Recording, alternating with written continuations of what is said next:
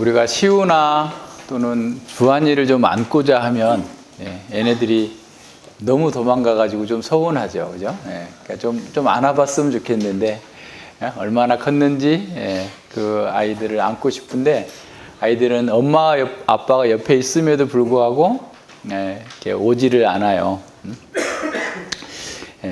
엄마가 아빠가 그들의 안전 피난처이기 때문에 엄마 아빠를 떠나면 위험하다라고 하는 것을 아이들이 본능적으로 알고 있는 것이죠. 그래서 서운하기는 하지만 할 수 없어요. 그 아이의 본성에서 그걸 자기를 지키기 위한 본능이니까 그렇게 가는데 그 심리학자 그 마슬로우는 인간의 그 5가지 욕구를 얘기합니다. 첫 번째가 뭐냐면 생리적인 욕구예요. 먹고 사는 문제. 두 번째는 안전에 대한 욕구고, 세 번째는 자기 소욕과 애정에 관한 욕구, 그 다음에 자아에 대한 욕구, 네 번째가, 다섯 번째가 자기 실현의 욕구다라고 얘기하는데, 가장 근본적으로 어떻게 보면 생리적인 욕구가 채워지지 않으면 다른 욕구가 해결이 안 되기 때문에 사람들은 먹고 사는 문제에 집중하고, 그게 해결되면 이제 안전하고, 그 다음에 이제 뭔가 자꾸 이제 자기 욕망을 채워 나가는 방식으로 이렇게 삶을 살아갑니다. 그래서 우리는 안전한 환경에서 벗어나는 것을 굉장히 두려워합니다. 그래서 다수가 가는 길이 안전한 길이다라고 생각을 하고, 다수가 채택한 생활 방식이 안전할 거다라고 생각합니다. 다수의 세계관 속에 들어있을 때 그 속에서 자기도 모르는 그런 안정감에 쌓이게 되는 거죠.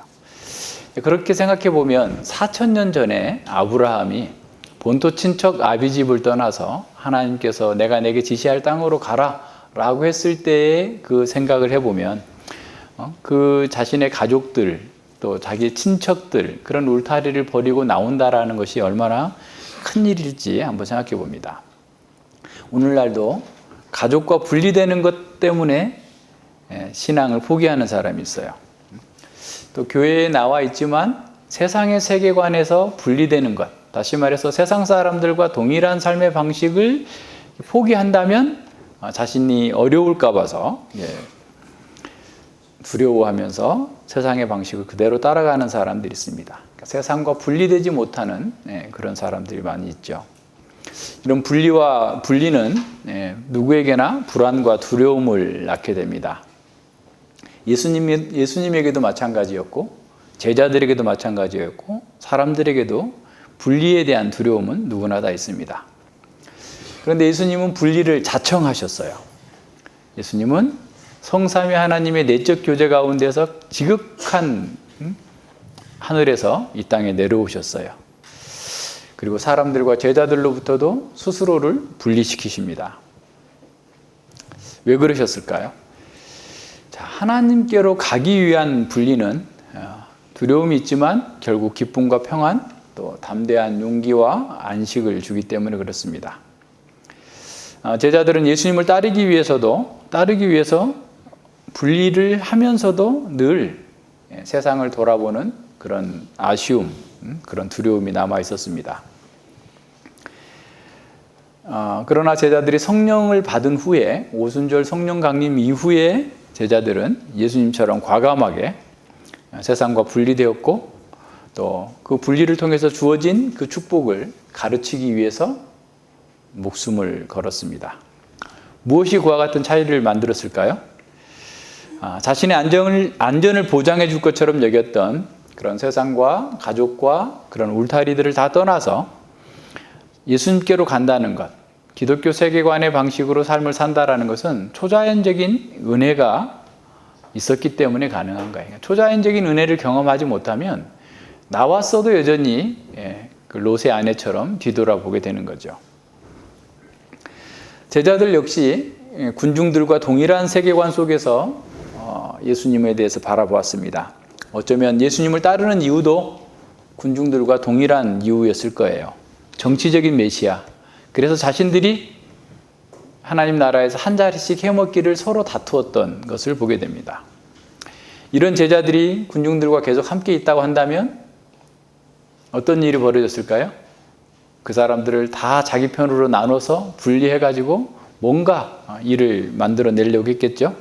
그래서 예수님은 제자들부터 먼저 그러니까 제자들에게 야, 사람들 내보내라 이렇게 하지 않고 제자들부터 그냥 배를 태워서 강제로 벳세다를 떠나 보내시고 난 후에 그 군중들을 내보내고 있는 거예요. 그러니까 제자들 또한 분리되고 싶지 않았기 때문에 제자들을 먼저 분리시키는 겁니다. 예수님께서 아주 거칠게 그들을 강권에서 떠밀다시피 해가지고 배를 태워서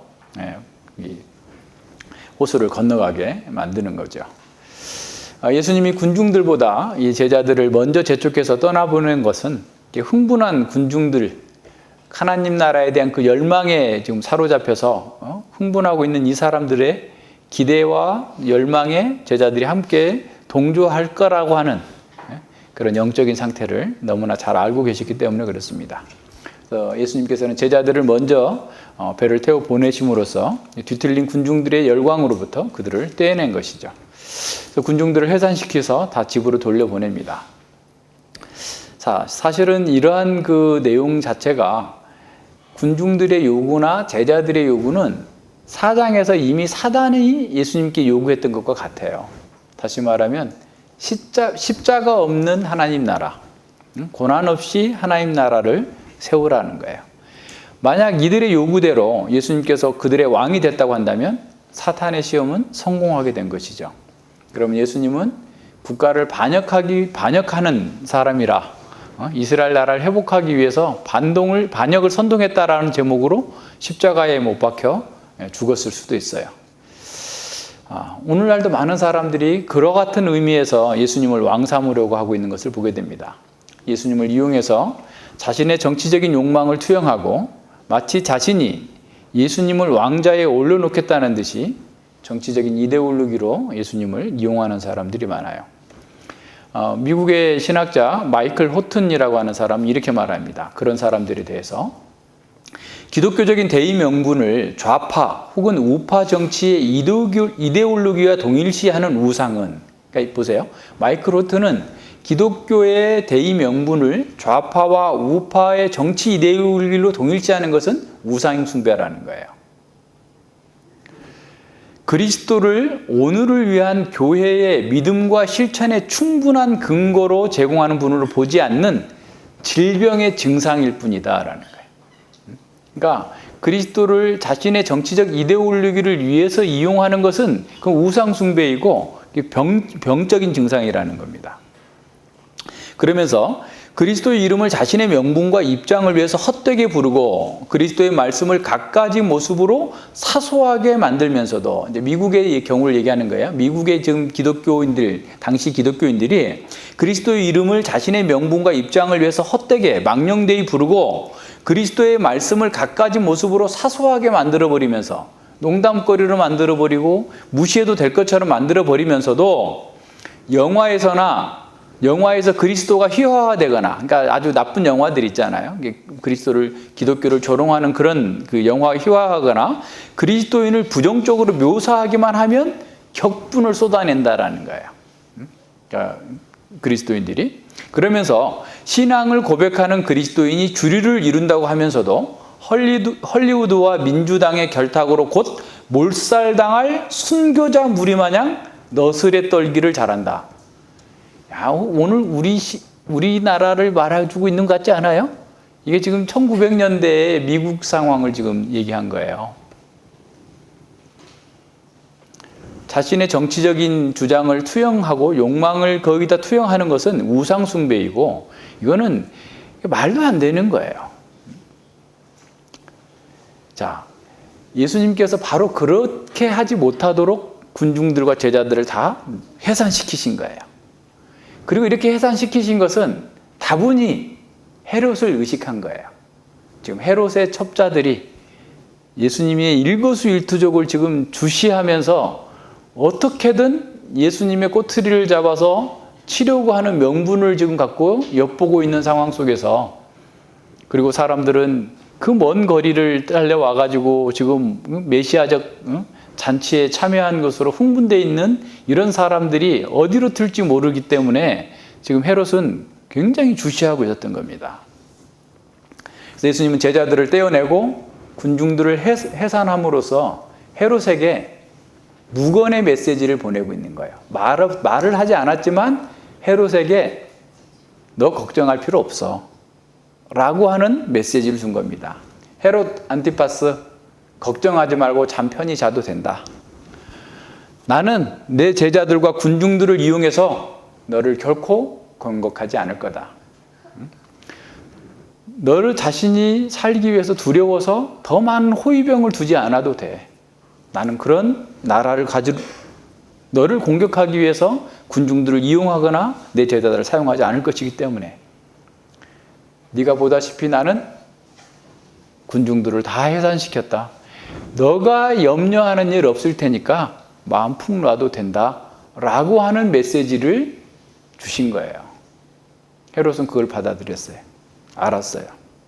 그리고 나서 예수님은 이제 산에 올라가셔서 기도에 집중하십니다. 23절에 무리를 보내신 후에 기도하러 산에 올라가시다.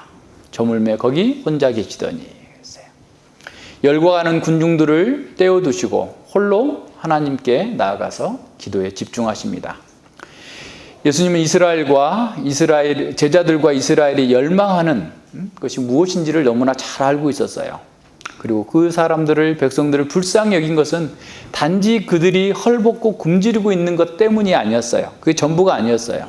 더 큰 이유는 그들이 하나님을 떠나서 참된 목자가 없는 상황 속에서 죄와 사망 가운데서 유리방황하다가 영원한 멸망에 빠질 그 위험에 처해 있기 때문에 그들을 긍휼히 여기면서 그들에게 메시아적 표적을 보여주셨던 겁니다. 예수님은 이스라엘의 영적인 무지와 그 불신앙이 그들을 장악하고 있음을 보았습니다. 이런 상황에서 그들을 설득하고 그들을 가르치는 것으로 그들을 구원할 수 없다는 것 또한 너무 잘 알고 계셨어요. 그래서 예수님께서는 군중들과 제자들로부터 분리되어서 홀로 하나님 앞에 가서 밤새워 기도를 하신 것입니다. 예수님은 사람들이 분출하는 열망을 알지만 그것을 수용할 수 없었고 수용해서도 안 됐던 거예요. 그래서 그들의 요구를 적절히 조절하면서 끝까지 하나님의 뜻대로 메시아의 길, 고난의 길을 가야 된다는 사실을 알고서 기도에 집중하신 겁니다. 사탄은 아주 간교하게 사람들을 속입니다. 사탄은 예수님이 사람들이 원하는 그런 나라를 만들어주는 것이 메시아의 당연한 의무가 아니냐라고 주장했어요. 이미 4장에서 그 내용들이 나왔습니다. 하지만 예수님은 사탄의 계략을 다 알고 계셨기 때문에 하나님 나라를 위한 싸움은 사실 그렇게 하는 게 아니에요. 사탄의 존재와 성격과 방법에 대해서 아는 거예요. 지금 예수님이 싸우는 것은 헤롯도 아니고 로마 제국도 아니고 인생들을 다 죄악의 수렁텅이에서 사망의 수렁텅이로 끌고 가고 있는 사단과의 전쟁이에요. 그래서 사단의 전략, 사단의 방법 이걸 다 알고 있기 때문에 그렇게 하지 않은 겁니다. 사탄은 사람들과 제자들의 힘을 사용해서 현재의 상황을 뒤집을 수 있는 그런 혁명을 사용해서라도 하나님 나라를 건설해야 된다라고 압박해 왔던 겁니다. 만약 그것을 거절한다면 네가 가진 모든 것을 다 잃어버릴 것이다라고 위협했을 겁니다. 하지만 예수님은 사단의 계략을 알고 계셨기 때문에 스스로를 군중들과 제자들로부터도 분리시키고 홀로 산에 가셨던 겁니다. 이러한 예수님의 모범은 우리 또한 영적 전쟁에서 무엇이 필요한가를 가르쳐주는 하나의 모범입니다. 예수님은 사단과의 전쟁에서 가장 중요한 것은 기도와 우리의 안정된 성품이라는 사실을 보여줍니다. 예수님은 그 격정의 현장 속에서도 강하고 온유한 성품으로 완전히 무장되어 있었습니다. 사람들의 칭찬과 사람들의 환호에 미동하지 않았습니다. 열광주의자들의 선동에도 동요하지 않았습니다. 오히려 그들을 각기 자기 집으로 돌려보내신 겁니다. 우리가 사단의 이런 방법들을 모르면 패배할 수밖에 없지만 예수님은 기도를 통해서 자신이 가지고 있었던 그 성품 속에서 흔들리지 않고 하나님의 뜻대로 자기 길을 간 겁니다. 우리는 시련뿐만 아니라 성공의 순간에도 우리의 성품이 사람들과의 관계에서 잘 드러나게 됩니다. 특별히 사단과의 대결에서 우리의 성품은 명확하게 드러나요. 만약에 우리가 분노하거나 자제력을 잃어버린다면 우리는 이미 진 게임을 하고 있는 거예요. 해보나 마나예요. 오히려 사단의 도구가 되어서 사용될 수 있어요.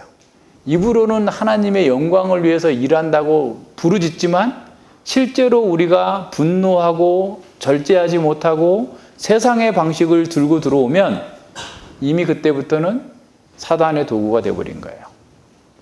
힘으로 하나님 나라의 일을 하겠다고 하는 사람들은 이미 사탄의 하수인이라고 봐도 돼요. 영적 전쟁은 힘으로 하는 것이 아닙니다. 우리는 영적 전쟁을 할 때 먼저 우리의 정신이 맑아야 돼요. 뚜렷하게 내 마음이 평온해야 돼요. 안정돼야 돼요. 차분하고 침착한 상황 속에서 모든 격정과 방종으로부터 자유로워야 됩니다. 우리는 영적 교만의 위험과 사탄의 기만을 의식하면서 매사에 신중하게 행동할 수 있어야 돼요. 이를 위해서 우리는 스스로 사람들과 분리되어서 기도하는 시간이 필요한 거예요. 사탄의 간교함은 우리가 성공하는 그 순간에 하나님이 아닌 우리 자신에게 초점을 맞추도록 하면서 우리를 속여요. 모든 사람이 칭찬하는 일, 하나님의 일을 성공적으로 마쳤다고 하는 그것 때문에 내가 스스로 나는 칭찬받아 마땅하다라고 생각하는 거예요. 그러면서 자신도 영광을 받아야 된다라고 생각할 때 바로 사탄의 미혹이 거기에서 작용합니다. 또한 사탄은 우리의 시련과 실패 속에서 우리가 자기 연민에 빠지게 하고 자기 틀에 빠지게 함으로써 하나님께 나아가지 못하도록 막는 거예요. 그래서 사도 바울이 고린도후서 2장 11절에서 말씀하고 있는 것처럼 우리가 그 괴계를 알지 못하는 바가 아니로다. 사단의 괴계를 잘 알아야 됩니다. 잘 알려면 내가 우선 내 마음이 평안해야 돼요. 안정되어 있어야 돼요. 그리고 하나님께 기도해야 됩니다.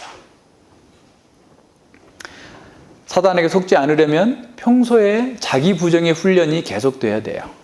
계속 자기를 부정하는 훈련이 돼 있어야만 위기의 순간에도 그걸 쓸 수 있어요. 그래서 군인들이 뭐라고 그러죠? 실전을 전투처럼 하고 훈련을 전투처럼 하고, 그죠? 전투는 훈련처럼 할 수 있을 정도에 익숙해져 있어야 되는 거예요. 그러니까 자기라고 하는 이 틀에서 벗어나는 훈련이 계속 평소에 돼 있어야 돼요. 내가 좀 우울해지면, 내가 또 자기 연민에 빠져가고 있구나. 내가 조금 더 교만해지려고 하면, 내가, 이게 또 넘어가고 있구나. 좀 더 가면 위험한 지경이 되겠네. 라고 하면서 계속해서 하나님 앞에서 자기 부정의 훈련이 돼야 됩니다.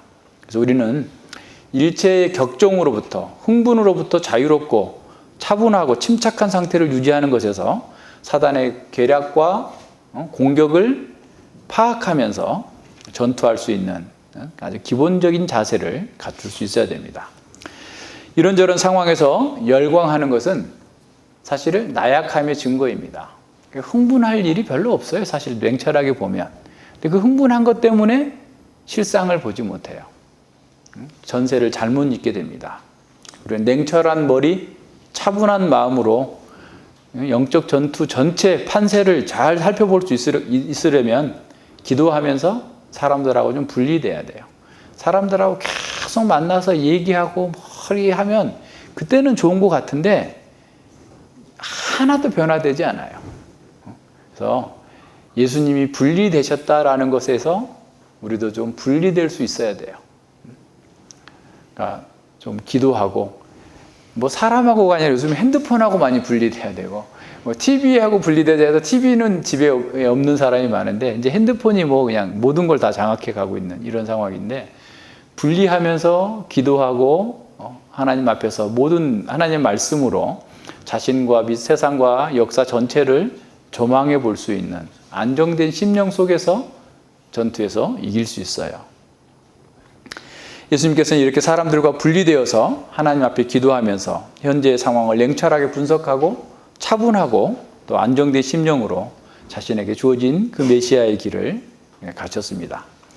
예수님께서 밤 사경까지 기도하셨으니까 밤 사경이면 이게 새벽 3시부터 6시까지거든요. 거의 밤새워 기도하신 거예요.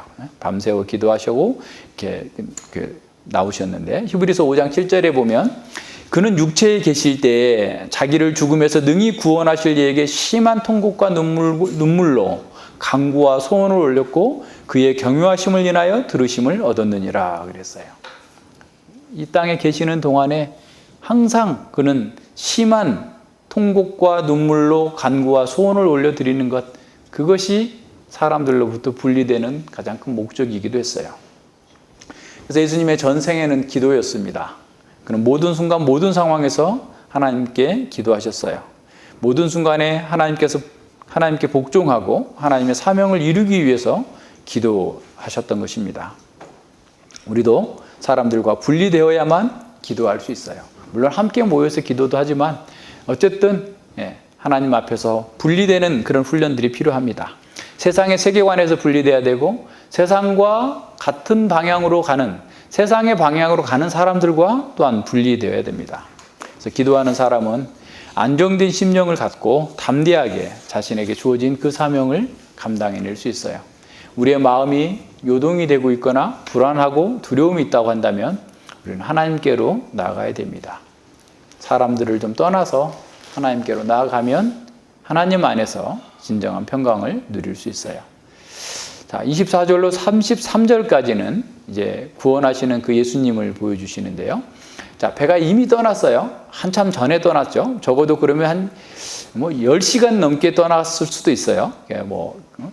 짧게 얘기한다면 6시간 이상 그 조그만한 그 갈릴리 호수 가운데로 지금 이렇게 들어가가지고 바람이 거슬려서 물결이 인하여 고난을 당하고 있는 상황이죠.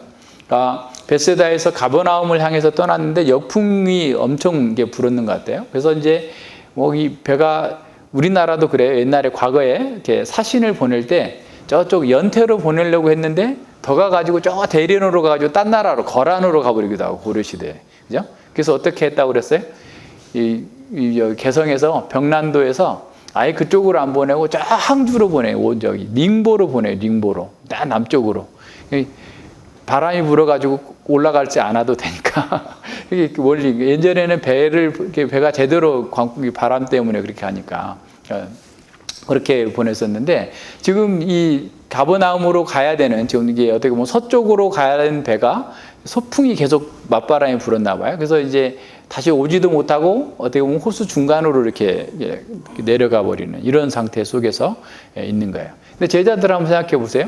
제자들이 예수님께 왔을 때 이미 전도여행 갔다 와서 다 녹초가 돼 있었어요. 그래서 자, 우리 건너가서 좀 쉬자. 광야로 건너가라. 가자. 해가지고 베세다 갔더니 베세다에 사람들이 더 많이 왔어요. 그래서 하루 종일 또 그 사역을 하느라고 바빴어요. 그리고 이제 또 먼저 그 애들을 보내서 가서 쉬어라 라고 해서 보냈는데 또 바다에서 지금 죽을 똥살똥 하고 있는 상황인 거죠. 그러면 완전히 이 사람들은 지금 번아웃 돼가지고 지금 보통 지금 심각한 상태가 아닙니다. 이런 상황에서 지금 계속 좀 파도와 싸우고 있는 이런 상황인 거죠. 그러니까 엄청난 흥분의 도가니 속에 있다가 이제는 바다의 흥분의 도가니 속에서 이제 죽을 똥살똥하고 있는 이런 상황 속에 표류하고 있는 이런 상황인 거죠. 예수님께서 그 동틀 무렵에 이렇게 바다 위로 걸어오시는 겁니다. 그러니까 육지에서 술이나 떠나 있었다라고 하는 상당히 먼 거리까지 이렇게 간 거죠. 그래서 제자들은 예수님이 바다 위로 걸어오시는 걸 보고 저것은 유령이다라고 한 거죠. 너무 사람이 피곤하면 헛것이 보여요. 근데 마치 자기들은 그래 헛것이 보이는 것처럼 그렇게 생각을 하고 있는 겁니다. 번아웃된 상태죠. 그러니까 거센 파도와 싸우면서 생존하기 위해서 그냥 버티고 있고 잠도 한숨도 못 잔 그런 상태에서 바다 위를 걸어오는 그런 물체를 보면서 도대체 저건 유령이 아니고 뭘까? 더군다나 유대인들의 세계관에서는 바다는 어둠의 세력들이 있는 곳, 그죠? ям이 있는 세계, 지하에 어둠의 세력들이 있는 곳이라고 생각하면서 소스라치게 놀라는 거죠. 악한 영들의 안식처라고 생각했던 게 바다예요. 그래서 이제 요한계시록 13장에 보면 바다에서 올라오는 짐승이 있어요. 그리고 요한계시록 이제 20장에 가면 바다도 다시 있지 아니하더라. 악의 근거지, 악한 자들의 근거지가 없어졌다라는 말이에요. 그러니까 이 바다에서 지금 겪고 있는 이 고난은 악의 세력들로부터 오는 그 고난을 보여주고 있습니다. 시편 46편 3절로 5절에 보면 이 새벽 시간은 구원의 시간이에요. 한번 잠깐 볼까요? 시편 46편 그 3절로 5절에 보면 이렇게 정말 이와 같은 고난 속에서 지금 부르짖고 있는 그 시인이 나옵니다. 바닷물이 흉흉하고 뛰놀든지 거기에 넘침으로 산이 요동할지라도, 그러니까 이런 요동하고 있는, 우리는 두려워 아니하니로다. 한 시내가 있어 나뉘어 흘러 하나님의 성 곧 지극히 높은 자의 장막의 성소를 기쁘게 하도다. 하나님이 그 성 중에 거하심에 성이 요동치 아니할 것이라. 새벽에 하나님이 도우시리로다. 그렇죠? 그러니까 새벽에 왔다라는 것은 어떻게 보면 구원의 전조 증상처럼 이렇게 보여지고 있는 것이죠. 예, 그래서 제자들을 위협하는 이 거대한 파도를 어떻게 보면 짓밟으면서 예수님께서 걸어오시는 그 모습을 보면서 예수님께서 온 우주와 만물을 통제하시는 주권자라는 사실을 보여줍니다. 그래서 우리가 시편 29편에서 보았던 것처럼 이 바다를 밟는 것, 바다 위에 좌정하시는 것, 그 모든 세력들을, 악의 세력들을 정복하고 이기시는 것을 얘기하는 거죠. 시편 29편 33절과 4절에 보면 여호와의 소리가 물 위에 있도다. 영광의 하나님이 뇌성을 바라시니 여호와는 많은 물 위에 계시도다. 여호와의 소리가 힘이 있으며 여호와의 소리가 위엄차도다 그랬어요. 그러니까 여호와의 소리, 여호와의 말씀이 혼돈의 세력들을 제압하고 하나님께서 모든 질서를 회복하시고 가나안 문화에 있는 그런 얌과 바알과 같은 악한 신들을 제어하는 권능의 하나님이시라는 사실을 보여줍니다. 그래서 요한계시록 17장에서도 바다 위에 앉은 음녀를 심판하시는 거예요. 그러니까 음녀를 심판하는. 그다음에 그 요한계시록 19장에서도 보면 큰 내성으로 바다 위에서 올라온 그 바다를, 혼돈의 세력을 정복하시는 예수님과 그 어린 양에게 찬양과 영광을 돌려드리고 있는 장면이 나옵니다. 그래서 하나님이 바다 위를 걸으신다, 또 좌정하신다라는 것은 하나님의 질서를 흔드는 악한 세력들을 제압하시고 그 권능 아래서 그들을 이렇게 짓밟으시 이기신다라는 의미인 거죠. 자, 그렇다면 예수님께서 바다를 걸어오시는 이런 모습은 하나님의 권능을 가지시고 하나님의 질서에 도전하는 모든 세력들을 정복하실 분이다라는 사실을 보여줍니다. 그래서 바다를 걸어오셔서, 다시 말하면 이런 악한 권능의 세력들에 사로잡혀 있는 제자들, 하나님의 백성들을 구원하실 수 있는, 구원하시기 위해서 오시는 권능의 주님이라는 사실을 보여주고 있는 거죠. 제자들의 힘으로는 이 바다의 파도를 극복할 수 없었고 오직 예수님만이 그의 권위로 그들을 구원하실 수 있음을 보여주시는 겁니다. 27절의 중심인데, 오자마자 예수님께서 뭐라고 말씀하세요? 예수께서 즉시 일러 가라사대, 깜짝 놀라서 유령이다 하고 더 벌벌 떨고 있는 그 제자들에게 안심하라, 내니 두려워 말라 그랬어요. 걱정하지 말라, 두려워하지 말라, 용기를 내라, 내니 두려워하지 말라. 그래서 내니 나다라는 말인데, 이 나다라는 말이 그냥 나다가 아니에요. 야, 나 있잖아, 나. 아까 너를 보여냈던 나. 그런 나라는 말이 아니고 여호와라는 말이에요. 에고 에이미라는 말이에요. 그래서 이제 이 여호와, 스스로 있는 자, 자존자다라는 의미입니다. 그러니까 이제 헬라어로 에고 에이미라는 말이 쓰였죠. 우리 요한복음에 에고 에이미라는 말이 7번 쓰였어요. 그러니까 7번의 기적 사건, 요한복음은 7번의 에고 에이미로 예수님이 누구신지를 보여줍니다. 나는 빛이다, 나는 생명이다, 나는 길이다, 나는 선한 목자다, 나는 양의 문이다, 이렇게 하시면서 7번의 에고 에이미, 그러니까 정말 예수님이 그냥 사람이 아니라 하나님이시다라는 사실을 보여주고 있는 거예요. 그래서 이런 죽음의 공포에 빠진 제자들에게 안심하라, 내가 너희를 구원할 수 있는, 온 세상을 창조하신, 자존하신 그 여호와, 하나님과 같은 분이다, 하나님이시다라고 얘기하고 있는 거죠. 그러니까 이스라엘 백성들이 구약에서 두려워할 때마다 하나님께서 나타나셔가지고 두려워하지 말라. 창세기 15장에서도 그 롯을 구출한 아브라함이 메소포타미아 그 왕들의 또 연합군에게 공격을 당할까봐 두려워하고 있을 때 아브라함을 찾아와서 두려워하지 말라, 나는 너의 지극히 큰 상급이다라고 이렇게 말씀하시죠. 그리고 그 애굽으로 떠나기를 두려워했던 야곱에게, 이스라엘에게 찾아오셔가지고 하나님께서 걱정하지 말고 애굽에 내려가라, 내가 거기서 큰 민족을 이루게 할 것이다 라고 하죠. 이사야 41장에 보면 41장 13절로 14절에 보면 바벨론 포로에서 귀환할 때 이스라엘 백성들의 그 두려움들을 생각하면서 이렇게 말씀합니다. 이는 나 여호와 너의 하나님이 내 오른손을 붙들고 내게 이르기를 두려워 말라 내가 너를 도우리라 할 것임이라. 지렁이 같은 너 야곱아 너희 이스라엘 사람들아 두려워 말라 나 여호와가 말하노니 내가 너를 도울 것이라 내 구속자는 이스라엘의 거룩한 자니라 그랬어요. 두려워하지 말라. 좀 동일한 맥락이죠. 그래서 예수님께서 하나님의 권능으로 그들을 붙들고 있으니 두려워하지 말라. 걱정하지 말라. 안심하라 라고 말씀하시는 거예요. 이미 에레미야 23장에서는 메시아가 여호와의 칭호가 붙어요. 그러니까 예레미야 23장 5절과 6절에 보면 나 여호와가 말하노라 보라 때가 이르리니 내가 다윗에게 한 의로운 가지를 일으킬 것이라 그가 왕이 되어 지혜롭게 행하며 세상에 공평과 정의를 행할 것이며 그 날에 유다는 구원을 얻겠고 이스라엘은 평안히 거할 것이며 그 이름은 여호와 우리의 의라 일컬음을 받으리라 그랬어요.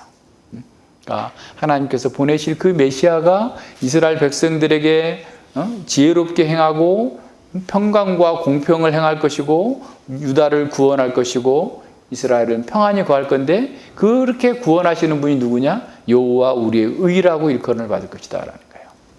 그러니까 여호와께서 보내신 그 메시아가 신적인 인물일 것을 이렇게 말씀하고 있는 겁니다. 그래서 예수님께서 에고에임이 나다라고 하는 말은 그냥 나니까 걱정하지 마 그 말이 아니고 내가 바로 온 우주와 만물을 다스리고 권능으로 제압하시는 여호와 하나님으로서 이 땅에 너희와 함께 있으니까 두려워하지 말라라고 말씀하시는 겁니다. 그래서 그 예수님의 말씀을 들었던 그 제자들 그들을 구원하시기 위해서 이 땅에 오신 겁니다. 그래서 만약 우리가 예수님을 만났다고 한다면 그는 하나님을 만난 거예요. 참 하나님으로 인정하면서 그분께 경배와 찬양을 돌려드려야 됩니다. 하나님께서 함께 하시면 우리는 어떤 상황에서도 안심할 수 있어요. 두려워하지 않을 수 있습니다. 안심하라, 나다, 두려워하지 말라라고 말씀하신 것처럼 그 말씀이 우리를 붙들고 계시기 때문에 그렇습니다. 자, 그 말을 듣자마자 베드로는 만일 주여, 만일 정말 주님이시라면 나를 명하사 물 위로 오라 하소서라고 요청을 합니다. 예수님께서 오라라고 말씀하니까 수고하고 무거운 짐진 자들아 다 내게로 오라라고 하셨던 그 예수님의 말씀을 베드로가 기억했는지 어땠는지 모르겠지만 어쨌든 나를 좀 오게 해 주십시오. 예수님께서 그런 권능의 왕이시라면 나도 그 예수님의 길을 따라갈 수 있도록 나를 불러주시옵소서라고 기도합니다. 그랬더니 오라 하니까 베드로가 또 아주 용감하게 물을 탁 건너서 갔어요. 최초의 사람이 물 위로 걷는 베드로는 최초에 딱 걸어갔는데 잘 가다가 광풍이 부니까 보고 물에 빠져버린 거예요. 그래서 물에 빠지면서 어떻게 했어요? 구원해 주소서, 주여 구원해 주소서 하면서 아마 이제 발부둥 쳤을 거예요. 그래서 예수님께 즉시 또한 손을 내밀어서 그를 구원해 주십니다. 베드로는 늘 제자들의 대변인, 또 제자들의 어떤 대표로서 그 활동을 했어요. 그래서 베드로의 이런 요청과 그의 행동은 예수님의 능력을 함께 나눌 수 있는 기대를 표현하는 진정한 제자의 태도로서의 하나의 모범이 되기도 하고, 또 하나는 어떤 면에서 강한 바람의 위력을 보고서 주님의 능력보다 세상을 더 두려워한 그런 것은 제자들이 어떤 면에서 경계해야 될 작은 믿음의 전형으로서 나타나고 있는 것이죠. 그래서 예수님이 믿음이 적은 자에 왜 의심하느냐라고 책망하시고 그를 배 위로 끌어서 같이 올라갔습니다. 그랬더니 풍랑도 바람도 그 자리에서 멈추게 된 거예요. 그래서 베드로가 가지고 있었던 믿음이 적다라고 하는 것은 어떤 것이겠어요? 예수님을 신뢰하기는 하지만 전적으로 신뢰하지 못하고 상황에 따라서 그 마음이 요동하는 것, 적은 믿음이에요. 항상 잘 믿는 것처럼 하다가 갑자기 어떤 문제가 이제 부딪히면 호닥호닥 하면서 이제 다른 어떤 세상의 방법을 찾는 사람들, 적은 믿음의 상황인 거죠. 예수님께서 모든 권세를 가지신 하나님이심에도 불구하고 그분을 신뢰하지 못하고 주변 상황을 보면서 베드로가 빠졌던 것처럼 우리 또한 적은 믿음이라면 그럴 수밖에 없는 거죠. 물론 베드로가 예수님께서 나다, 에고 에이미라고 말씀하셨을 때, 그리고 그것에 대한 응답으로 주여라고 했다는 것은 예수님 큐리오스, 예수님을 하나님으로 인정하면서 주라고 불렀다 할지라도 오히려 그 주를 부르면서도 바람을 보고 흔들렸다고 하는 것은 적은 믿음의 증거일 수밖에 없는 거예요. 그래서 예수님께서는 적은 믿음을 가진 자리에서 빨리 이렇게 큰 믿음이 갖기를 원하는 겁니다. 그러니까 우리도 이런 상황에서, 어떤 상황에서도 두려워하지 않으려면, 신앙에서 실패하지 않으려면 주께서 이 세상을 다스리고 있다 라고 하는 그 전제하에서 담대하게 주님만 바라보고 나아가면 돼요. 예수님을 신뢰하면서 가면 되는 거예요. 하늘과 땅의 모든 권세를 가지신 그 주님께서 항상 이 세상 끝날까지 너희와 함께 하시리라고 약속하셨는데 우리는 자꾸 다른 것을 바라보면서 넘어지게 됩니다. 자, 예수님께서 베드로와 함께 배에 오르자 사람들이 예수님께 대하여서 절하면서 경배하면서 진실로 하나님의 아들이다 라고 이렇게 선언합니다. 이 제자들이 점점점 예수님에 대한 정체성을 좀 밝히 알아가고 있는 중이죠. 8장에서 풍랑을 명하여 잔잔하라 라고 했을 때 이분이 어떤 분이시길래 바람과 풍랑이 잔잔하는고 라고 했었는데 여기서 지금 처음으로 사람의 입으로서는 처음으로 하나님의 아들이라는 고백이 나와요. 그러니까 예수님에 대하여서, 그러니까 물론 이제 2장 마태복음 2장 15절에서 마태가 말하고 있을 때 하나님의 아들이라는 말이 나왔었고 3장에서 예수님이 세례 받을 때 하늘에서 하나님의 아들이 성부께서 말씀하셨고 그다음에 이제 사탄이 하나님의 아들이라고 얘기했고 뒤에 귀신들이 쫓겨나가면서 하나님의 아들이라고는 했는데 지금 사람으로서는 처음 이 제자들이 예수님에 대해서 하나님의 아들이라고 고백합니다. 이것은 이제 16장에 가서 베드로의 가이사랴 빌립보의 고백과 연결되고 있습니다. 그래서 하나님은 정말 그 아들 속에서만 우리에게 구원을 베풀어 주시겠다고 약속하셨고 예수 그리스도의 이름 외에 다른 데서 구원 얻을 만한 다른 것들을 우리에게 주시지 않았어요. 그러니까 예수님께 나아가면 돼요. 그러니까 예수님을 부르면 됩니다. 우리가 어떤 상황에서든 적은 믿음에서도 베드로가 구원받았어요. 너 적은 믿음이니까 너 믿음 클 때까지 기다릴 거야 하고 구원해 주시지 않은 게 아니고 즉시로 건져내셨어요. 그가 부르짖을 때 구원해 내셨어요. 그러니까 우리가 적은 믿음이라도 하나님께 간구하면 됩니다. 그래서 이런 면에서 우리는 예수님을 부르고 예수님만 신뢰하면 구원 얻을 수 있어요. 자, 그런데 원래는 가버나움으로 가려고 그랬는데 배가 풍랑이 일어가지고 밑에 게네사렛으로 내려갔어요. 그러니까 게네사렛은 가버나움보다 갈릴리호수 아래쪽으로 한 3km에서 5km 정도 그 사이에 떨어져 있는 거죠. 더 밑으로 내려온 거예요. 밤새 이제 역풍에 맞아가지고 표류하다가 왔는데 게네사렛에 오니까 이제 사람들이 또 다 예수님인 줄 알고 온 주변 동네 사람들 다 불러 모아가지고 아픈 사람들 다 데려오는 이런 상황이 됩니다. 그래서 와가지고 그 근방에 있는 모든 사람들이 예수님의 옷자락이라도 옷가에라도 손을 대면 나을 거다라고 하는 믿음으로 나와가지고 만졌더니 다 낫는 거예요. 자, 얼른 보면 이런 치유의 기적은 어떤 인격적인 관계 없이 기계적으로 손만 갖다 대면 예수님의 능력이 그냥 이렇게 나와가지고 다 이렇게 치료되는 것처럼 이렇게 기록되어 있지만 실제로는 그렇지 않아요. 그러니까 마태가 기록할 때는 어떻게 보면 굉장히 요약적으로 기록한다고 그랬잖아요. 그리고 그 마태의 1차 독자들은 다 알고 있는 내용들을 굳이 다 언급하지 않습니다. 그러니까 이제 굉장히 간략하게 요약적으로 기록하는 것이 마태의 특징이기도 하고요. 뿐만 아니라 사람들이 다 알고 있는 그런 내용들에 대해서 굳이 기록할 이유가 없는 거죠. 예를 들어서 우리가 서울 사람이 이렇게 한강이 있고 이렇게 있고 이런 거는 다 말하지 않아도 그냥 예를 들어서 한강 뚝섬 유원지에 갔다 그러면 대략 어디 위치 다 아니까 설명해 주지 않아도 되잖아요. 그런데 예를 들어서 중국에서 어떤 사람이 와서 뚝섬 유원지를 얘기할 때는 설명을 해줘야 될 거 아니에요. 그죠? 2호선 타고 와야 되고 4호선 타고 갈 수도 있고 뭐 등등, 4호선이 아니라 7호선 타고 갈 수도 있고 뭐 등등의 이런 얘기를 하면서 가르쳐 줘야만 하는 것처럼, 근데 이미 다 알고 있는 사람들한테는 굳이 얘기하지 않아요. 옷자락을 만진다라는 것을 이스라엘 사람들은 당시 지금 그 마태의 독자들은 다 알고 있기 때문에 말하지 않아요. 9장 그 20절로 22절에 보면, 마태복음 9장 그 20절 22절에 보면 혈류증 걸린 여인이 있었잖아요. 혈류증 걸린 여인이 예수님의 옷자락이라도 만지면 나을 것 같다. 12년 동안 혈류증을 앓았으니 얼마나 고통스러웠겠어요. 그런데 그분이 예수님의 옷자락을 잡는 것으로 나왔어요. 그런데 예수님께서 그 얘기 뭐라고 하냐면, 두려워하고 있는데 따라 안심하라, 내 믿음이 너를 구원하였다라고 표현했어요.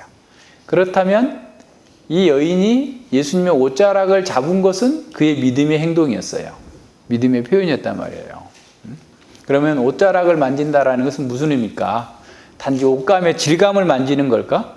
아니면 예수님의 능력이 그냥 거기서 기계적으로 나온다고 생각해서 만질 것일까? 결코 그렇지 않아요. 이것 또한 구약의 배경 속에서 이해해야 됩니다. 구약에서 옷자락을 만지는 것은 그 사람의 권위에 복종한다는 의미예요. 그러니까 사무엘상 15장에 보면 사울이 죄를 짓고 나서 막 그 가슴 아파하면서 사무엘이 떠나요. 그러니까 사울이 죄를 졌기 때문에 사울 왕이 아말렉에 있는 사람들 다 죽이고 소 다 죽여라 했는데도 안 죽여가지고 이제 그 사울의 왕권을 하나님께서 거두어 가셨다라고 하는 그 전파하고 난 사무엘이 떠나려고 하니까, 선지자 사무엘이 떠나려고 하니까 사무엘을 붙들고 제발 자기를 축복해달라고 옷자락을 붙잡아서 사무엘의 옷이 찢어질 정도가 됐어요. 그건 뭐냐면 사무엘에게 복종할 테니까 제발 자기 소원 좀 들어주세요 라는 말이에요. 스가랴서에도 보면, 스가랴서에도 그 이스라엘 백성들이 구원을 얻게 되면, 그러니까 이스라엘 백성, 스가랴서 8장 23절인데 제가 읽어드릴게요. 만군의 여호와가 이와 같이 말하노라. 그 날에는 말이 다른 이방 백성이, 백성 10명이 유다 사람 하나의 옷자락을 잡을 것이라. 그러니까 언어가 다른 이방 사람 10명이서 유다 사람 한 사람에게 복종하겠다는 거예요. 무슨 말인지 아시겠어요? 그러니까 메시아적 축복을 얘기하는 거예요. 예수님 믿는 사람들, 너희들이 지금은 정말 어려움을 겪고 고통을 당하고 있지만 하나님께서 메시아의 날에 하나님께서 너희들을 축복하실 때 언어가 다른 10명의 이방인들이 유다 사람 옷자락을 잡을 거다. 그들에게 복종해서 나올 거다라고. 그러면서 잡고 말하기를, 하나님이 너희와 함께 하심을 들었나니 우리가 너희와 함께 가려 하노라. 나도 너 따라서 구원 좀 받게 다오 라고 하면서 유다 사람들에게 복종함이 나올 거라는 거예요. 따라서 이 사람들이 예수님의 옷자락을 만지면 치유받을 거다라고 하는 기대로 왔다라는 것은 예수님이 어떤 분이신지를 알고 그 예수님에게서 내가 복종하면 나의 질병이 나을 거다라는 믿음의 행동인 거예요. 그죠? 그러니까 원래는 이렇게 마태가 그 내용을 다 써줬으면 우리 같은 이방인들에게는 굉장히 편하겠지만, 마태는 2000년 후에 우리를 위해서 쓴 게 아니고 당시에 자기 청중들을 위해서 이 글을 썼단 말이에요. 그래서 그런 면들을 다 생각하고서 기록해 준 거예요. 그래서 우리는 그대로 다시 돌아가가지고 그들이 이해한 것처럼 이해하는 거예요. 그래서 기계적으로 치료한 게 아니라 예수님이 곧 앞서 얘기한 것처럼 에고에임이 하나님의 아들이다. 그래서 내가 어떤 것이라도 요구하면, 내가 하나님께 복종하면, 그리스도께 복종하면 그리스도께서 내 소원을 들어주실 거다 라고 하는 마음으로 그 옷자락을 잡았더니 그런 사람마다 다 나았다라는 거예요. 근데 기계적으로 가서 만진 사람은 안 나았을 거예요. 그건 분명한 사실이에요. 이러한 믿음의 표현이기 때문에 그런 겁니다. 자, 그렇다면 이제 연결해서 보세요. 오병이어의 사건, 또 바다의 풍랑을 잔잔하게 하는 사건, 그리고 지금 옷자락을 만지기만 해도 다 치유를 받는 이 사건들을 연결해가지고 바로 이분이 우리를 구원해 주실 메시아, 하나님의 아들이라는 사실을 보게 하는 거예요. 그래서 예수님은 권능의 왕이시지만 사람들이 원하는 방식의 하나님 나라가 아니라 사망과 고통 속에 있는 사람들을 괴롭게 하는 그 모든 악의 세력들로부터 구원하셔서 진정한 치유와 은혜를 베풀어 주시는 그런 분이라는 사실을 우리에게 보여주시고 있는 겁니다. 자, 그렇다면 우리는 어떻게 해야 되겠어요? 믿음으로 예수님의 옷자락을 잡아야 돼요. 어떻게 예수님 옷자락을 잡는 거예요? 예수님께 굴복하는 거예요. 예수님의 말씀에 순종하는 거예요. 그러면 우리는 치유를 받을 거예요. 그러면 우리는 구원을 얻을 거예요. 그러면 우리는 모든 면에서 힘을 얻을 거예요. 우리의 인생의 모든 고통에서 치유받게 될 거예요. 문제는 옷자락을 잡으면 치료가 된다는 분명한 사실이 있음에도 불구하고 다른 데에 자꾸 돌리는 거예요. 다른 방식으로 가는 거예요. 그럼 치유받을 수 없어요. 우리의 믿음이 여기 연결되는 거예요. 그래서 우리가 정말 작은 믿음이라도 있으면, 겨자씨만한 믿음이라도 있으면 예수님의 옷자락을 잡으면 우리의 아픔과 고통에서 우리는 치유받고 그 예수님께서 주시는 평강과 안식과 자유를 누리면서 이 땅에서 복된 삶을 살아갈 수 있을 겁니다. 자, 제자들이 처음으로 예수님을 하나님의 아들이라고 고백한 그 자리는 환난의 장소였어요. 고난의 시간이었습니다. 그래서 고난과 환난은 우리의 껍데기를 다 한번 벗겨내요. 겉으로는 되게 잘난 척하고 대단히 똑똑하고 대단히 멋있는 사람처럼 보이지만 고난과 환난에 직면하면 본성이 다 드러납니다. 우리 실상을 보게 해주는 거예요. 그들은 사망의 위험에 빠져서 자신의 힘으로는 구원을 얻을 수 없는 그런 상황, 최선을 다해도 구원할 수 없었던 그런 상황 속에서 탈진한 상태에서 예수 그리스도 안에서 구원을 얻었습니다. 예수님은 그 대적들 한가운데, 바다 한가운데에서 죄와 사망의 세력들이 장악하고 있는 그 세계 한가운데에서 고난을 겪는 제자들을, 우리를 구원하시기 위해서 오셨습니다. 예수님은 베드로가 물에 빠져서 구원을 요청할 때에도 즉시 손을 내밀어서 구원하셨습니다. 믿음이 적을 때 우리는 주님께 집중하지 못하고 다른 것을 바라볼 수 있어요. 주님을 바라보지 못할 때 우리가 두려움에 사로잡힐 수 있습니다. 주님이 옆에 계시는 상황 속에서도 대적들과 그 위기 상황을 보면서 두려워할 수 있어요. 그러면 그 두려움은 실패로 이끌어갑니다. 많은 그리스도인들이 예수님을 의뢰한다고 하면서도 주변의 상황에 휘둘리는 것을 봅니다. 우리의 문제는 주님에게서 눈을 떼는 것에서 시작됩니다. 하늘과 땅의 권세를 가지신 그 예수님을 보지 못하고 현재의 강한 바람과 같은 시련과 환난을 바라보면서 두려움에 빠져듭니다. 이런 두려움은 우리가 배교로까지 갈 수 있도록 이끌어가요. 그래서 요한계시록에서는 두려워하는 자들은 결국 하나님 나라에 들어가지 못할 것이다라고 반복적으로 경고해 주고 있어요. 우리도 주님이 아니라 상황을 바라본다면 두려워하게 될 것입니다. 우리도 베드로처럼 실패의 수렁으로 빠져들어 갈 것입니다. 그럴 때 어떻게 해야 될까요? 간단해요. 베드로처럼 주님께 부르짖으면 됩니다. 주여 나를 구원하여 주소서. 주여 나를 구원하여 주소서라고 부르짖으면 돼요. 실패가 문제가 아닙니다. 우리는 실패하지 않는 사람 아무도 없어요. 실패할 수 있어요. 그럴 때 기도하지 않는 게 문제예요. 실패해서 영적 침체 상태로 깊이 빠져 들어가고 있는데도 주님께 구원을 요청하지 않고 예고 에임이 되신 여호와 되신 주님께 구원을 요청하지 않고 자기가 살겠다가 허우적대는 방식으로 하고 있으면 구원받지 못해요. 그거 바꿔야 됩니다. 주님이 이 땅에 오신 목적은 실패한 자들, 연약한 자들을 구원해 주려고 오셨어요. 우리가 온전해서 구원해 주러 오신 게 아니에요. 우리는 이미 실패하신 거 다 알고 있어요. 우리가 믿음이 있다고 해도 또 실패할 것 또 하나 알고 계세요. 그런 자들에게 나에게 구하라. 내가 내게 드리리라. 내가 내게 손을 내밀어서 너를 건져내리라. 라고 말씀하시면서 약속해 주고 있는 겁니다.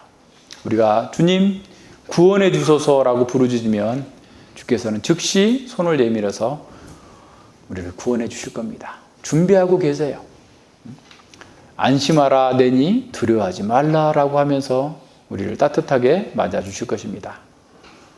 그렇다면 우리가 주님을 바라본다라는 것은 무엇을 의미할까요? 그것은 세상의 소리가 아니라 주의 말씀을 따라 행하는 것입니다.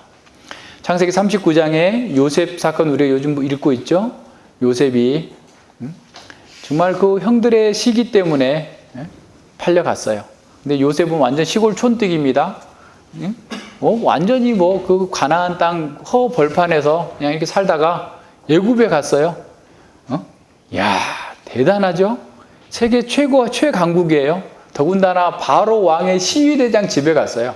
눈이 휘둥그레질 정도예요. 야, 그럼 어떻게 해야 되겠어요? 로마에 가면 로마의 법을 따르라고. 그 촌뜨기가 가가지고 거기 열심히 배워가지고 애굽의 모든 학문을 다 배워가지고 성공하기 위하거나 살 길을 찾아야 되는데 요셉은 그렇게 하지 않았어요. 어떻게 했어요? 하나님의 언약의 말씀을 붙들었어요. 여호와께서 함께 하시니 여호와께서 함께 하시니. 여호와께서 어떻게 함께 하세요? 말씀으로 함께 하시는 거예요. 아버지를 통해서 주신, 야곱을 통해서 주신 그 언약의 말씀으로 그와 함께 하시고, 꿈의 계시를 통해서 보여주셨던 그 하나님께서 함께 하셨어요. 그래서 요셉은 실망하지 않고 좌절하지 않고 주눅들지 않고 당당하게 그 모든 속에서 깨끗하고 정직하고 올바르게 행동할 수 있었어요. 그리스도인의 능력은 거기에 있어요.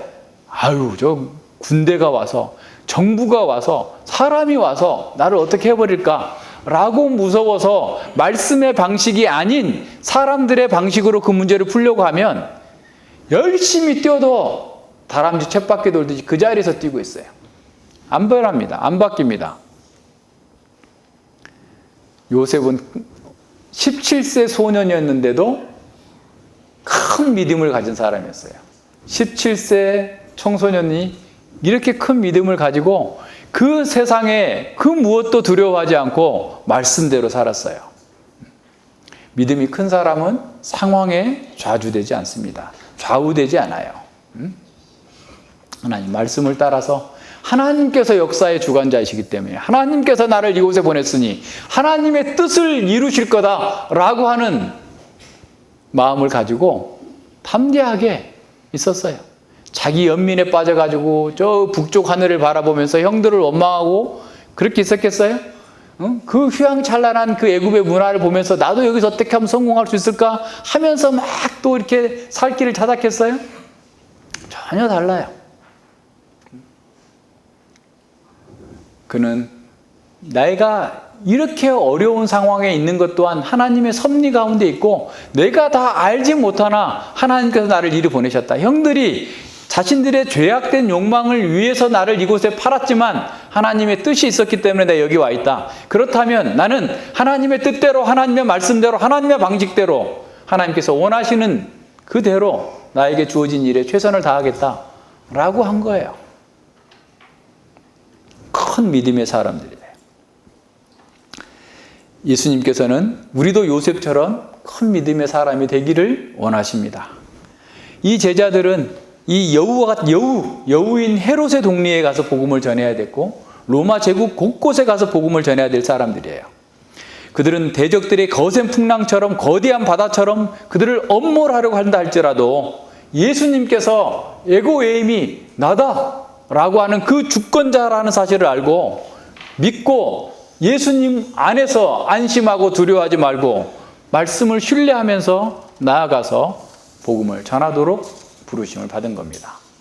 예수님께서 기적을 행하신 목적이 무엇이고 그 기적들을 통해서 메시아의 사역이 어떻게 나타나는가 라는 것에 대해서 오늘은 조금 한번 정리를 하고 넘어갔으면 좋겠어요.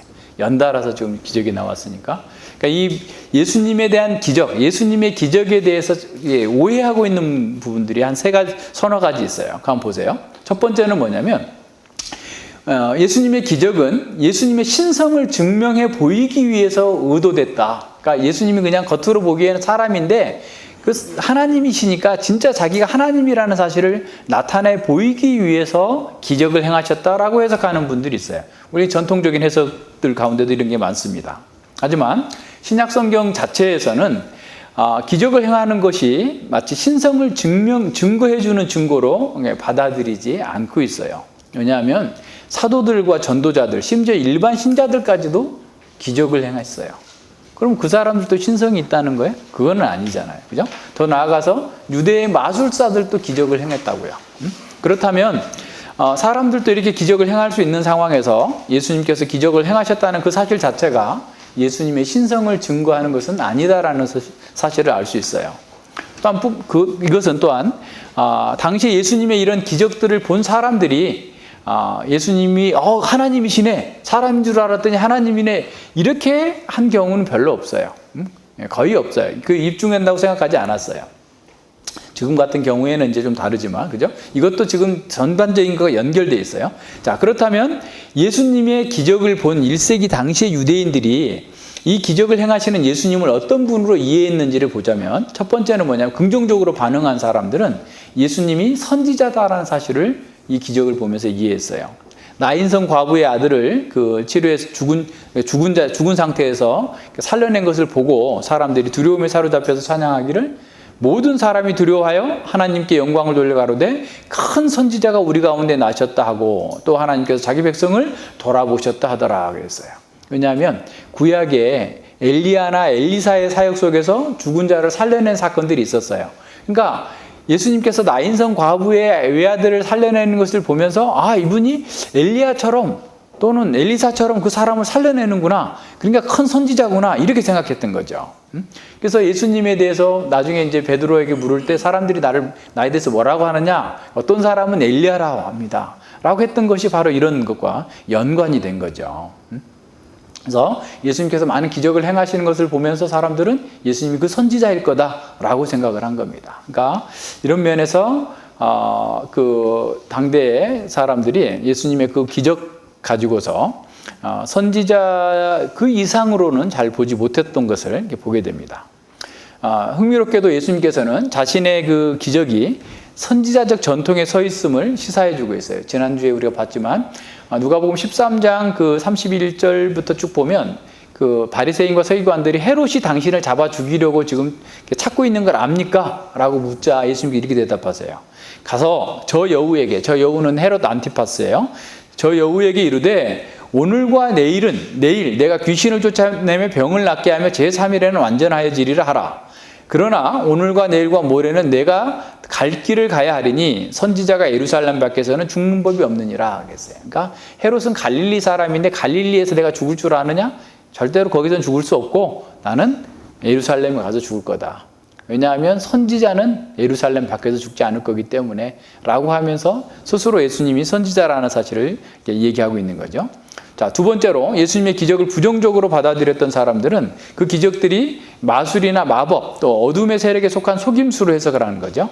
그래서 예수님께서 갈릴리에서 많은 기적을 행했을 때 예루살렘에서 내려온 그 서기관들이 예수님께서 귀신의 왕 바알세불을 힘입어서 귀신을 쫓아낸다라고 주장했어요.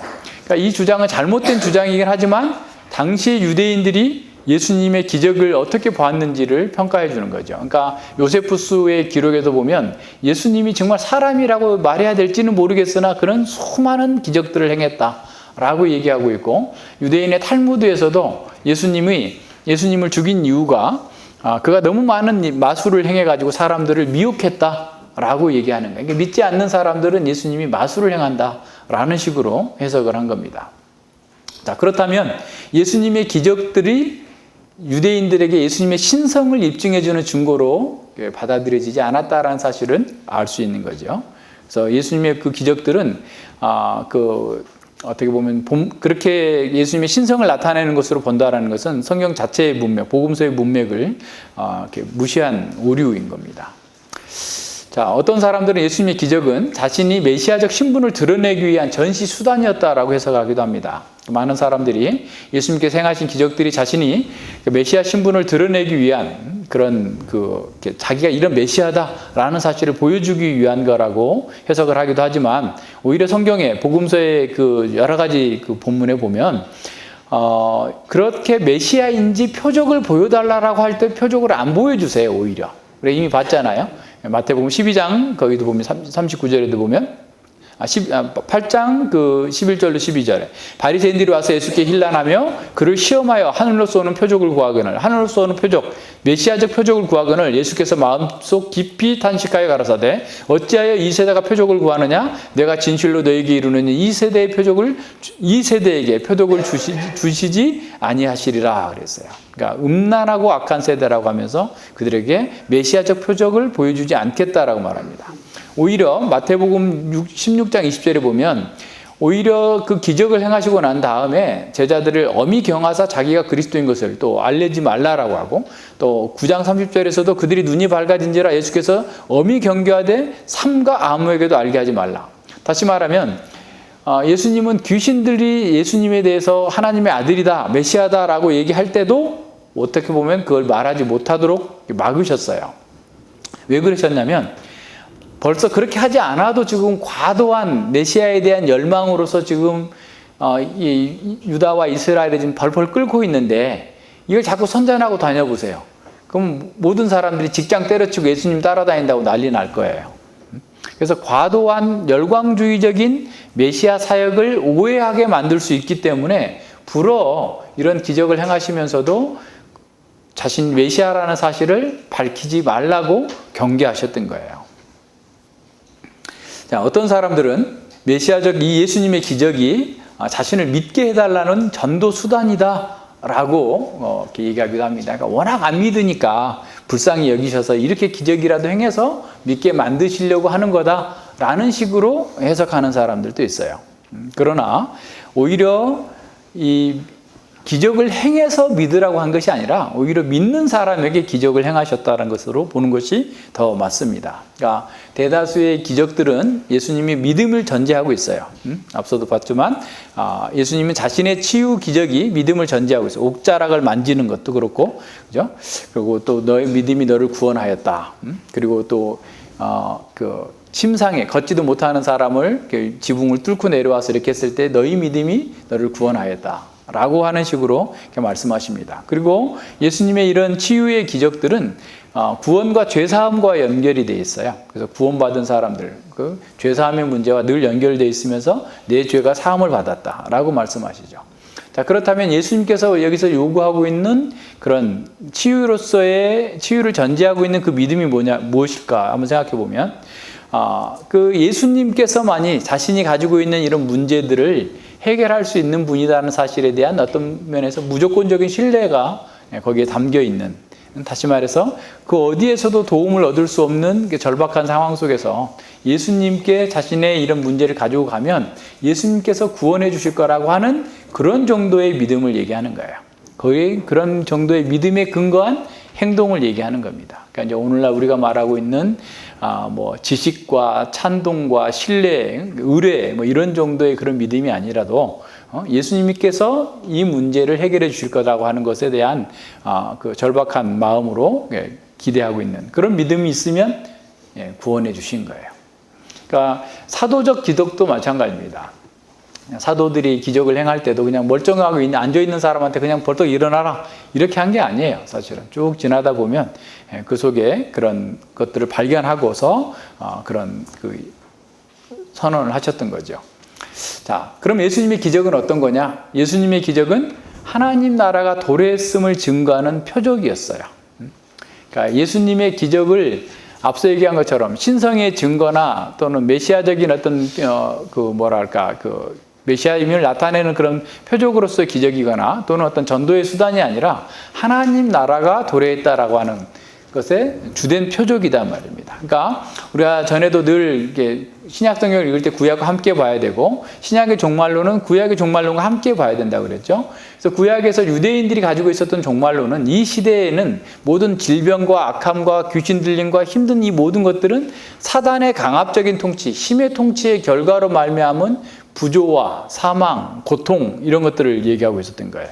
근데 예수님께서 이제 그래서 유대인들은 하나님 나라가 도래하면 이제 말씀의 통치, 평강의 통치, 치유와 회복과 안식이 올 것을 기대하고 있었는데 그런 사망의 고통 속에 있었던 이런 질병과 아픔과 고통이 하나님 나라가 임함으로써 그 예수님 안에서 예수님의 통치를 통해서 이루어졌다라는 사실을 보여주고 있는 거죠. 그래서 예수님께서 하나님 나라의 도래를 선포하는 그런 문맥 속에서 예수님의 구속적 기적, 병 고침, 귀신 쫓아냄, 죽은 자를 살려내는 것, 또 이렇게 해방되는 이 모든 것들은 사탄의 굴레에서 해방되고 있다는 사실을 보여주고 있는 겁니다. 그래서 이 결과로 이런 구속적 기적은 당연히 오랫동안 기다려온 하나님의 통치의 본질적인 부분으로서 그들에게 받아들여진 겁니다. 다시 말해서 예수님의 기적들은 예수님을 통해서 시행되는 하나님의 통치가 사단의 통치를 전복함으로써 일어나는 필연적인 결과라는 사실을 보여주고 있어요. 자, 이렇게 해석하는 것이 복음서 저자들의 해석과도 일치합니다. 두 번째로는 예수님의 이 다른 기적들, 하나님 나라의 도래와 관한 그런 예언적 상징들입니다. 앞서 본 것처럼 예수님의 기적들 가운데 구속적 기적 외에도 자연 세계와 관련된 기적들이 있어요. 폭풍과 파도를 잔잔하게 하는 기적들, 또 떡 몇 덩이로 많은 무리를 이렇게 먹인 그런 기적들, 무화과 나무가 말라 죽게 하는 이런 자연과 관련된 이런 기적들이 대표적인 경우인데, 이러한 기적들은 이미 하나님 나라가 임해서 사단의 통치 아래서 고통당하는 사람들이 구원과 해방의 기쁨, 잔치, 안식과 평안을 누리게 되는 새로운 시대가 도래했음을 보여주는 상징적, 예언적 그런 기적이었던 것이죠. 그래서 큰 폭풍과 거친 파도를 잠잠케 하신 예수님의 기적은 메시아 시대의 평화로운 성격을 보여주는 구체적인 표현이자 예언적 상징으로 이해할 수 있습니다. 메시아의 현존은 폭풍과 거친 파도와 같은 적대적인 세력에 대한 평정을 의미합니다. 폭풍과 거친 파도, 정치 권력이든 종교 권력이든 그 어떤 것이든 제자들의 생명을 위협하는 그 모든 것들이 예수님께서 다 제압하신다는 거예요. 메시아는 제자들의 그런 위협에서 구출해내시고 그들에게 평안을 주실 것을 내다보게 하는 그런 예언적 상징의 기적인 것이죠. 이렇게 기적이 제자들을 그 적대적인 세력에게서 구출하여서 평화를 주는 메시아적 사역을 상징한다는 그 제안은 마가복음 문맥에서 분명하게 드러납니다. 폭풍과 그 파도에게 말씀하신 예수님의 명령이, 그러니까 바람을 꾸짖으시고 바다를 향해서 잠잠하라 라고 했던 그 기적이 앞선 기적, 귀신 축출하는 그런 사건의 기적과 아주 일맥상통하게 똑같아요. 그래서 예수님께서 그 귀신을 보고 꾸짖어서 잠잠하라 라고 했던 것과 동일한 그 단어가 사용되고 있습니다. 이렇게 볼 때 폭풍과 파도는 사탄의 세력으로서 하나님의 백성을 멸망시키려고 위협하는 혼돈의 세력들을 상징하고 있는 것으로 볼 수 있어요. 그러니까 이제 교회가 나가서 복음을 전할 때 수많은 이런 도전과 유혹을 당하게 될 거예요. 어려움을 겪게 될 거예요. 그럴 때 예수님께서 안심하라 내니 두려워하지 말라 라고 했을 때 그 말씀을 가지고 나가서 승리할 수 있다라는 사실을 보여주고 있습니다. 이는 폭풍과 파도를 잠잠케 하신 예수님의 기적이 거라사 지방에 귀신 들린 자를 치유하신 그 기적이 바로 앞에 마가복음에 배열되고 있다는 사실 속에서도 잘 드러나요.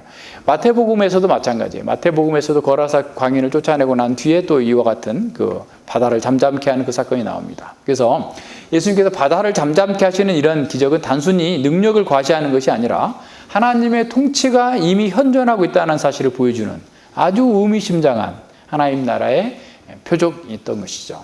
따라서 우리는 세상의 혼돈의 세력을 두려워하지 않아도 됩니다. 우리는 안심하라 되니 두려워하지 말라라고 말씀하시는 그 예수님을 신뢰하면서 우리에게 맡겨진 일 감당하면 돼요. 시진핑이 아무리 이렇게 해도 하나님께서 여시면 다 열고 막으시면 막는 거고, 이 세상에 보이지 않는 바이러스 때문에 사람들이 벌벌 떨고 죽는 거예요. 걱정하지 말고 우리는 예수님을 신뢰하면서 큰 믿음으로 주님처럼 안정된 마음과 침착함으로 현실의 영적 전쟁의 판도를 잘 읽고 담대하게 우리에게 주어진 길을 가야 됩니다. 같이 할까요? 안심하라 내니 두려워하지 말라. 이 말씀을 가지고 이겨나갑시다. 기도합니다. 하나님 아버지 감사를 드립니다. 주님께서 저희들을 구원하시기 위하여서 이 땅에 오셔서 참으로 이 혼돈의 세력들, 사단과 귀신과 인간의 모든 고통을 유발하는 그런 악한 세력들을 제압하시고 우리를 평안의 복음으로 인도하여 주시고, 참으로 우리가 믿음이 적어서 물에 빠져들어가는 상황 속에서도 부르짖으면 즉시 손을 내밀어서 구원하시며 하나님 나라의 영광을 나타내 보여주시고 하나님 나라의 극치에 이를 때까지 저희들을 치유하시고 보호하시고 담대하게 저희들과 함께 하셔서 참으로 모든 세상 모든 곳에서 하나님의 영광을 드러내게 하셨사오니 우리가 세상을 두려워하지 아니하고 환경을 두려워하거나 탓하지 아니하고 오직 여호와 되신 하나님께서 우리의 구주가 되시고 우리 곁에서 영원토록 함께 하실 것을 믿고 담대하게 큰 믿음으로 주님의 영광을 드러내는 거룩한 길로 나아갈 수 있도록 함께하여 주시옵소서. 감사드리며 예수님 이름으로 기도드립니다. 아멘.